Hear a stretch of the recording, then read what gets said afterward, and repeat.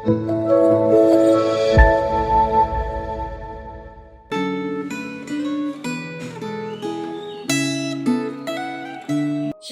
Bapak Ibu Saudara sekalian, mari kita akan memulai merenungkan firman Tuhan. Mari kita meminta pertolongan Tuhan, kita berdoa. Tuhan, berbicaralah kepada kami lewat firman-Mu, tolonglah kami mengerti dan mengaplikasikannya di dalam hidup kami. Terima kasih Tuhan, kami berdoa kepadamu di dalam nama Tuhan kami Yesus Kristus. Amin. Bapak Ibu Saudara sekalian, pembacaan Gema kita sudah sampai kepada Imamat pasal 6. Melalui perikop ini, Tuhan menunjukkan step-step yang harus dilakukan supaya orang berdosa bisa ditebus dan diampuni. Jadi, kalau umat Tuhan di Perjanjian Lama berdosa, Imamat pasal 6 ini memberitahukan bahwa orang berdosa ini harus membawa korban binatang kepada imam. Kemudian imam menurut peraturan Tuhan harus membakar korban binatang tersebut. Korban bakaran ini harus dibakar semuanya dengan api yang tidak boleh padam. Api harus membakar keseluruhan korban binatang itu sampai habis.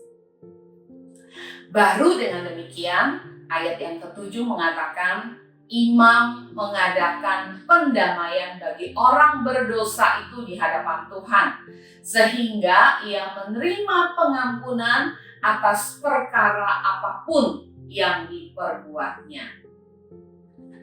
Bapak Ibu Saudara sekalian, siapakah karakter yang paling penting di dalam keseluruhan proses pengampunan dan pendamaian bagi orang berdosa? Ada satu frase yang muncul 3 kali berturut-turut di dalam ayat 8, ayat 12, ayat 13. Ayat yang ke-13 mengatakan harus dijaga supaya api tetap menyala di atas mezbah.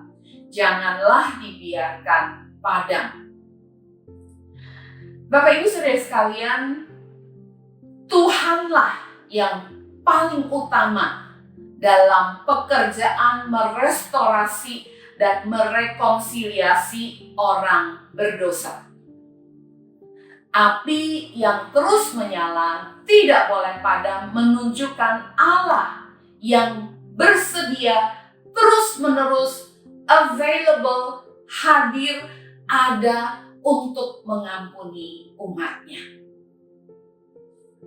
Di dalam Perjanjian Baru, berita pengampunan dosa yang satu kali untuk selamanya semakin jelas melalui berita Injil. Pendamaian untuk dosa adalah pekerjaan Tuhan mulai dari awal sampai akhirnya. Pengampunan dosa diinisiasi oleh Allah, kemudian digenapi oleh Allah juga.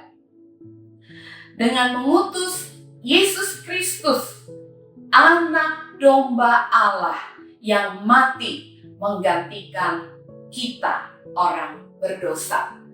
Yesus mati supaya kita hidup. Setiap kali kita berdosa, Bapak Ibu Saudara sekalian, janganlah kita menyangkal, janganlah berdalih, janganlah mencari-cari alasan pembenaran diri.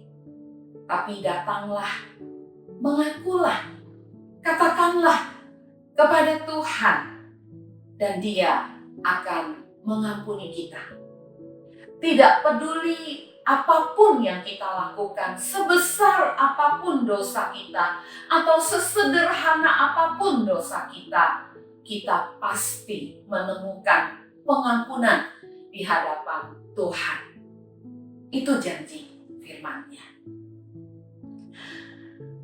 Respon yang tepat terhadap anugerah yang begitu besar tentunya bukan puji Tuhan, jadi mulai sekarang kita boleh berbuat dosa apa saja, lalu Tuhan akan selalu mengampuni kita, maka kita aman.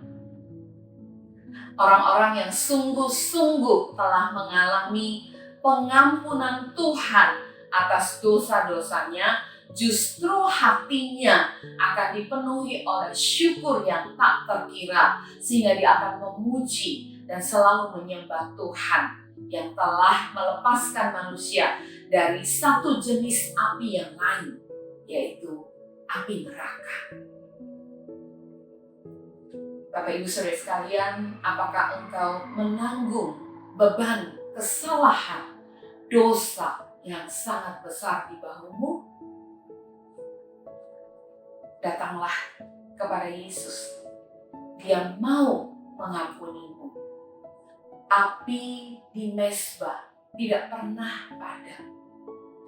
Yesus, pengampunannya selalu ada bagi kita yang datang mengaku dosa di hadapannya. Puji Tuhan.